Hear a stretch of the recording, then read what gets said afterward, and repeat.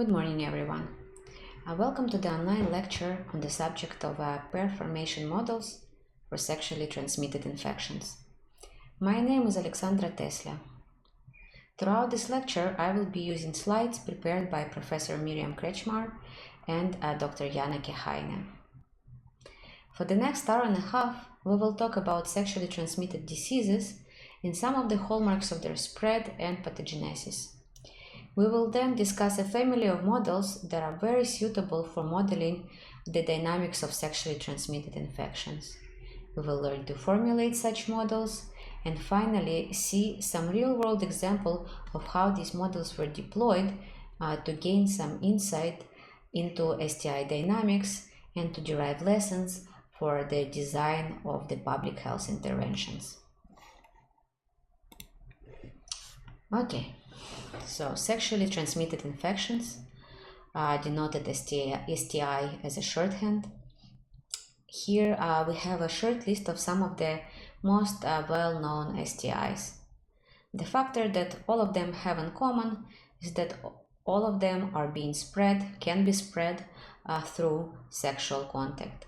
However, although the route of their spread is similar, the pathogenesis and patient prognosis differ significantly from one disease to the other. The question being is when we're modeling each one of these, which individual aspects pertaining per each disease is important to take into consideration. Here is a list of some of the key things. First thing to consider when building a model, be it for STIs or any other disease, is the time scale. Overall, observe that compared to, say, airborne diseases such as measles or influenza, sexually transmitted diseases are characterized by a much longer infectious period. And it is important to consider how the timescale of the infection compares to that of a human life, as it will determine other ingredients that you might include in your model, such as, for example, demographic processes. Another important thing to consider when building a model is changes in infectiousness of individuals throughout the course of the infection. Is the infected individual equivalently infectious throughout their tenure of being infected? As we know, for some diseases, such as HIV, the infection force changes throughout the duration of being infected. Another important consideration from the point of view of the dynamics of infectious diseases is, of course, immunity. Thus, having had the infection will confer the immunity. If it does, what is the quality of this immunity? Is it a full protection or it's a partial protection? And how long does it last? Is it lifelong or will it eventually fade? Finally, one of the important considerations, especially for sexually transmitted infections, is whether a disease that you model confer any symptoms. Why is this important? Because individuals who do not feel well are likelier to go and get medical help, be it applying to their GP or going for a sexual health clinic. Once they apply for help, they will get tested and treated, which will effectively contribute to the decrease of their infectious phase.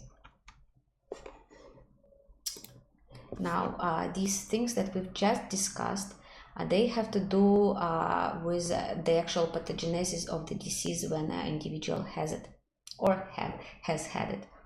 But another important aspect that determines the spread of the disease in the population is the mode in which the disease is spread from person to person. And of course, STI transmission, by the very definition, takes the place as the result of sexual encounters, which predominantly appear in the context of sexual and romantic relationships. So let's talk about relationships. Which aspects of the relationship formation are important things to consider. So first thing that is important to understand is that a formation of a relationship is a dynamic process. Society is not in a static state where people enter the relationships and remain in them forever, more likely most of us throughout our lifetimes will enter and exit several relationships. And therefore, society can be viewed as an ever-evolving network of relationships, and we need a model that actually captures this.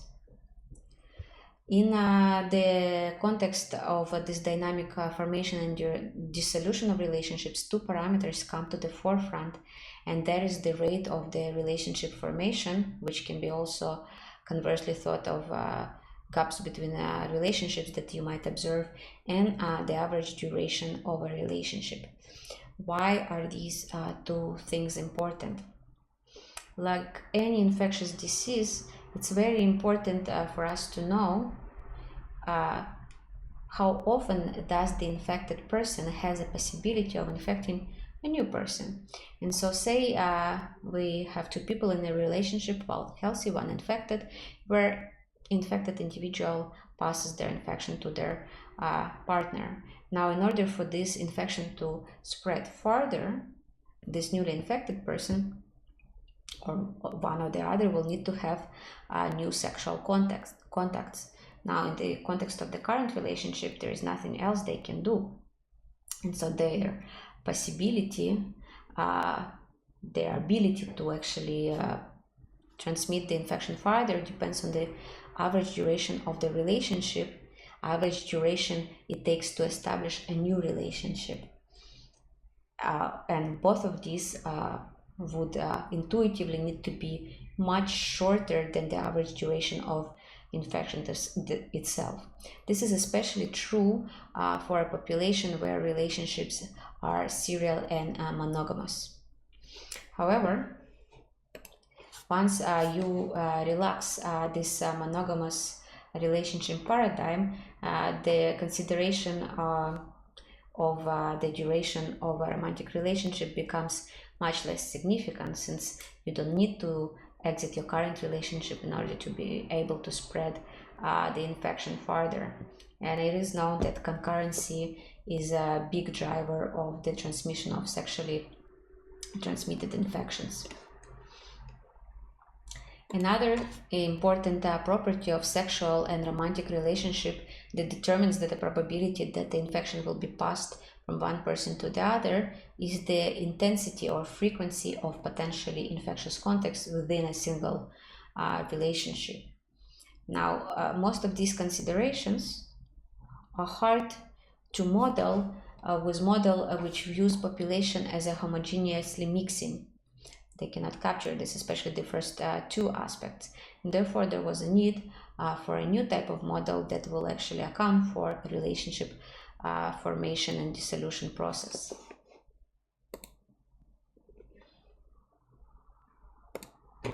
Enter a pair formation modeling approach, initially introduced by Dietz and Hadeler in 1988 and subsequently extended by Kretschmar, Heine, and many authors therein. And it is this direction that we will consider for the remainder of today's lecture.